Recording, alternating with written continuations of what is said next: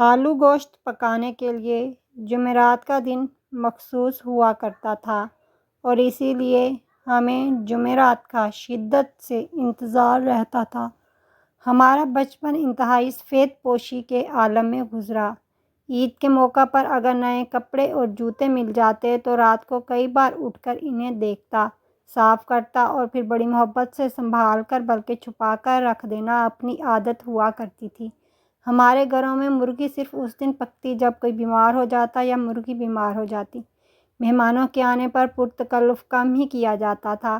عام سالن اور اچار کے ساتھ تندور کی روٹی میں سب سے زیادہ مہمان نوازی ہوا کرتی تھی۔ آج مرغی، مچھلی، بریانی، پلاؤ اور طرح طرح کی نعمتیں ہر وقت دستیاب ہیں، مگر نہ کھانے میں وہ لذت ہے اور نہ زندگی میں وہ سکون۔ پھر بھی میرا انتہائی غربت سے گزرا بچپن بہت خوبصورت تھا۔